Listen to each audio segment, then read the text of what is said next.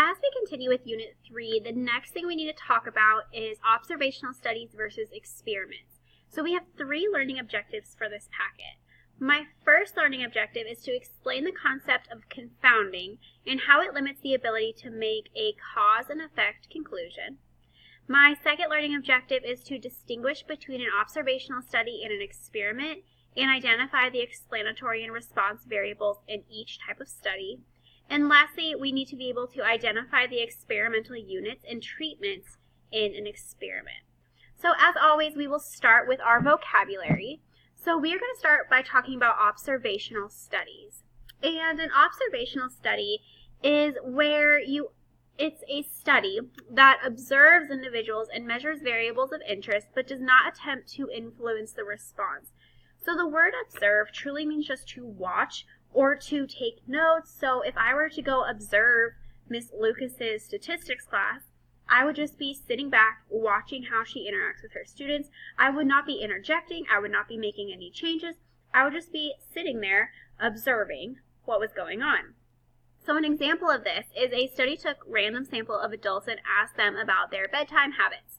The data showed that people who drank a cup of tea before bedtime were more likely to go to sleep earlier than those who did not drink tea. So the observational study just asked these people, what time to go to bed, what are your bedtime habits? It did not say, okay, you need to drink some tea, you do not drink tea. It just said, everyone, what do you do? It just was an observational study. Your response variable is going to measure the outcome of the study. We've really already talked about response and explanatory variables, but your response variable is going to be the outcome of a study. So in this example, the response variable would be the sleep time. So sleep time. And the explanatory variable would be drinking tea. So your explanatory variable explains your response variable.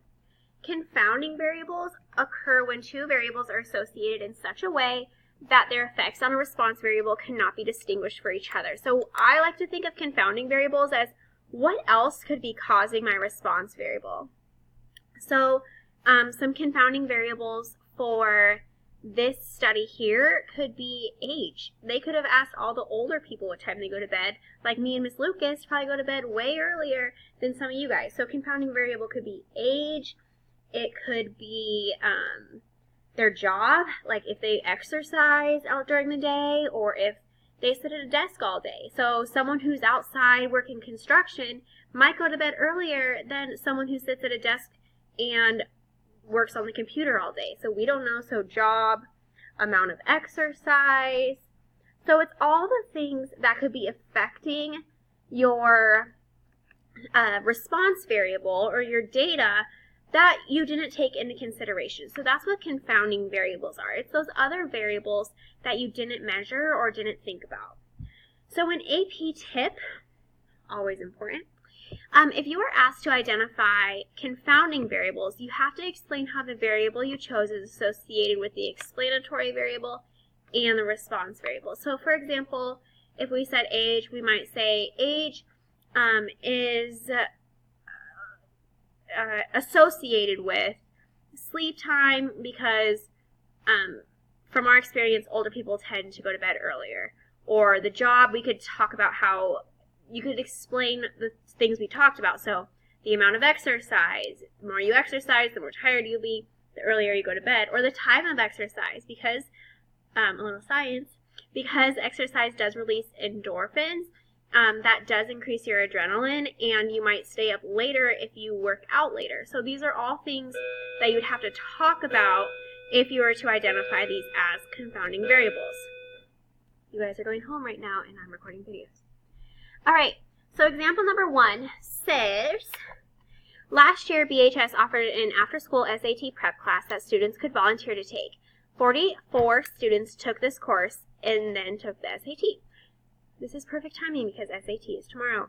The average SAT score for this group was 1220. The average SAT score for all students who did not take the prep class was 1050. So identify the explanatory and response variable.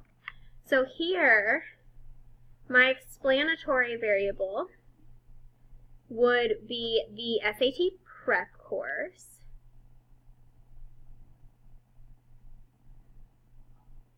And my response variable would be the SAT score. So whether or not a student took the SAT prep course predicted how they would do on the SAT.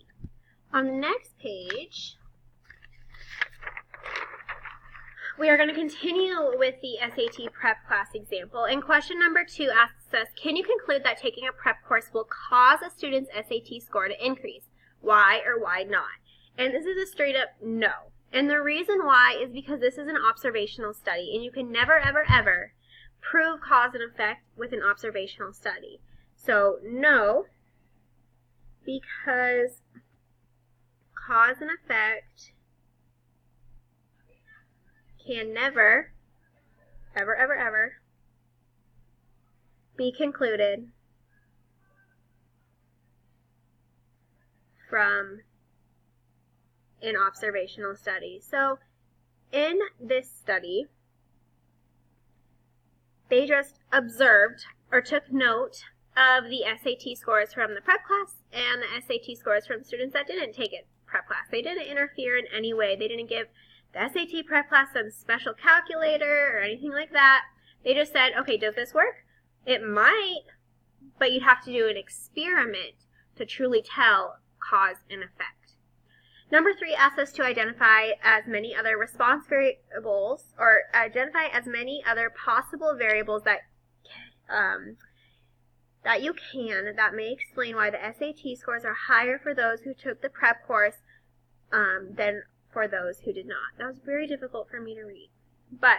So we need to be thinking about things that could have made the SAT prep class more successful than the non-SAT prep class, other than it being an SAT prep class. So for example, it was volunteer-based. And whenever you have something volunteer-based, think about the type of people that would volunteer to take an SAT prep class. I promise you that my lowest achieving algebra students would probably not volunteer to take an SAT prep class. They are more involved in other activities than staying after school to take an SAT prep class. Something else could be students that had jobs couldn't take the SAT prep class, so involvement in other activities.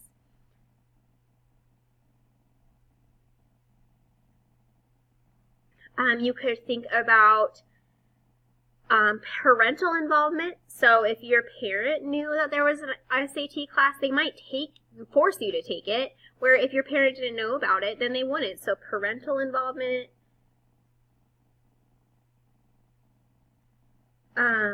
There's so many others. So see if you can think of some more, and we can discuss these when you come to class next time. But let's go ahead and start talking about experiments. Let's try to get through this vocab in this first video. So part 2 is all about experiments, and experiments is one of my favorite topics because I was a science major and have done all sorts of experiments. So I do feel really comfortable talking about the Unit 3 material. So an experiment deliberately imposes some treatment on individuals to measure their responses. So the example we're going to be working through is, ever wonder if the 5-second rule was really a rule? The Dr. Oz Show teamed up with NSF International to find out just that. We tested 2 food types, wet and dry, wet being an apple, dry being water, and on 3 different surfaces. Oh, a wafer. This is a wafer. Okay. So tile, carpet, and concrete.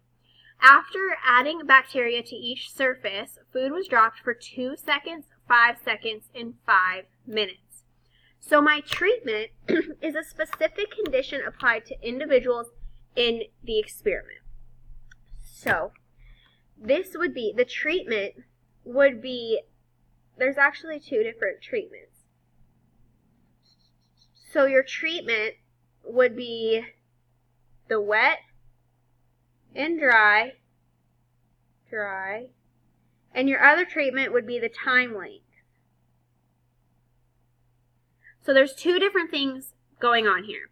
There's a wet food and a dry food, and then there's the surface it's dropped on and the amount of time that it is on this ground. So wet and dry and surface. So there's a lot happening in this example here, but we'll work through it.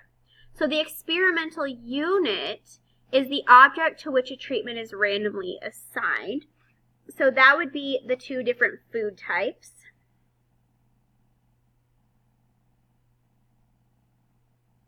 Subjects, you only use the word subjects when you have humans as your experimental units. So not for this example.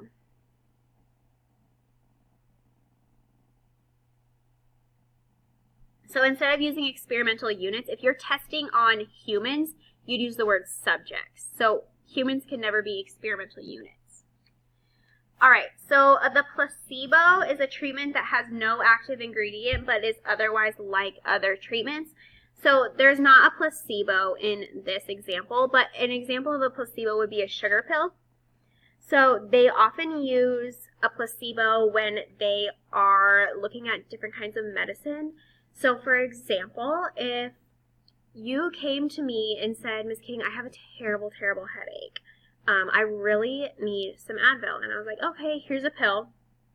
And I gave you a sugar pill. Obviously, that sugar pill is not going to fix your headache. But you might think that it's going to fix your headache. So if you're like, oh my gosh, that was the best medicine ever, I'm going to be like, okay, it wasn't really the medicine. It was a mental effect because I know it was just a sugar pill. So they often give placebos to say, is it really the medicine or is it something else that is fixing the situation at hand? Factors is a variable that is manipulated and may cause a change in the response variable. So my factors here are going to be the surface,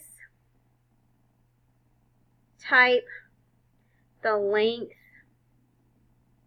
of time, and the type of food. So factors are all the different things being manipulated. And this is a really heavy example. Typically experiments don't have that many factors. And then your levels, so we'd have to break this up. So your surface type, so for surface type, we have 3 levels. We have tile, carpet, and concrete. Those are your 3 levels. For time, we have 3 levels. We have 2 seconds, we have 5 seconds, and we have 5 minutes. And for type of food, we have 2 levels. We have wet food, which was an apple, and dry food, which is a wafer. So those would be your 2 levels. So surface had 3, time had 3, type had 2. So those are the levels. And the more practice you get with this, the easier it becomes in identifying these different vocabulary words. When you begin the next video for this packet, we will go through these examples of identifying the units, the factors, and the levels. So I will see you in that video.